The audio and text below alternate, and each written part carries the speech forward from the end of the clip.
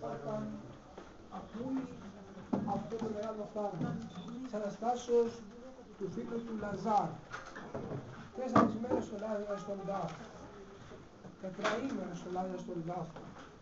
Και ο Κύριος μας και ο Θεός μας είπε στην αδελφή του Λαζάρου, στη Μαρία, μη φοβάσαι λέει, και να πιστεύεις. Πίστευες στον Θεό και πραγματικά ο αδελφός σου θα αναστηθεί. Σας παρακαλώ, μα γιατί δεν μιλάζεις δηλαδή. Αλλά και έπρεπε να μιλάω εγώ, γιατί να μιλήσω και να μιλήσω.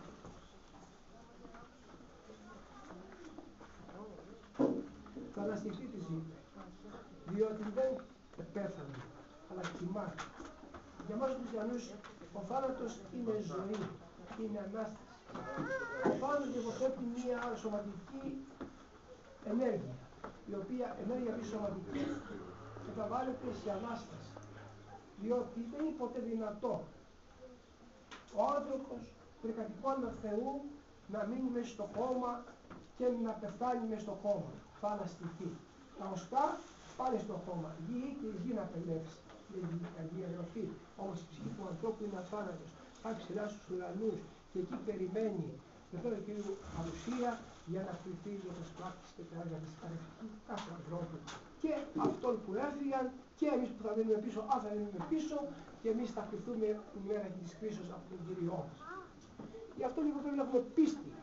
Όπως είχε πίστη πραγματικά και εκείνος ο λαός ευλογημένος που άκουγε τον Κύριό μας τα κηρύγματά του. Όχι εκείνος ο λαός, ο παράνομος και ο δισεβής, ο οποίος άκουγε ότι θα τον σταυρώσει, θα τον πεθάνει πάνω στο σταυρό του μαρτυρίου του και θα πει μάλιστα ότι όταν αναστηθεί, ότι χάθηκε, ήταν λέει, αναστήθηκε λέει, το πλέψαν οι μαθητές του. Πρέπει να έχουμε πίστη αγαπητοί μας αδελφοί ότι όντως ο Κύριος μας αναστήθηκε και αναστηθούμε και εμείς. Και ότι εμείς μια μέρα θα αναστηθούμε όπως πρέπει να αναστηθούμε, αλλά θα αναστηθούμε έχοντας στα χέρια μας εκείνες τις προκαταβολές, εκείνες τις αρετές, οι οποίες θα τις χρησιμοποιήσουμε για να προσχεστούμε ενώπιον της μεγάλης του. Να ευχηθώ εκ βάθους καρδίας, όπως ο Άγιος Θεός και ευλογιών του Λαζάρου, του Αγίου Λαζάρου, μας ενισχύει στον αγώνα μας, στον δραματικό αγώνα μας που κάνουμε στον κόσμο αυτόν. Μας ενισχύει, μας ενδυναμώνει για να μπορέσουμε και εμείς πραγματικά να αναστηθούμε όπως και ο Λάζαρος αναστήθηκε μία ημέρα, τη εσχάτη ημέρα που δεν γνωρίζουμε την ημέρα εκείνη, να αναστηθούμε για να δώσουμε την απολογία μας στην άδεια του Χριστού. Πρέπει όμως να έχουμε αγώνα, αγαπητοί μας, αγώνα πνευματικό.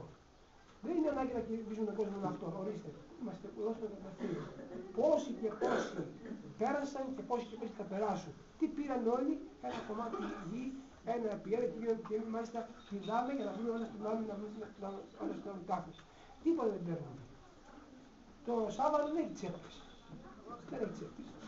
Όμως τσέπη έχει η ψυχή μας. Η οποία ψυχή μας πρέπει να πάρει μαζί της εκείνες τις αρετές για να μπορέσει πραγματικά επάνω όταν έρθει ο Κύριος μας να δώσει την απολογία της. Να ακούσει και η ψυχή μας εκείνο το ωραίο, έλα και εσύ κοντά μου. Όπως το άκουσε και ο Λάζαρος, είπε Λάζαρε δεν βρω έξω. Θα πει σε εμάς ο Κύριος μας, ελάτε κοντά μου. Γιατί εδώ η Αναστάση πραγματική, η Ανάσταση η οποία δίνει χαρά και ευλογία, η φως και η ζωή και αλήθεια.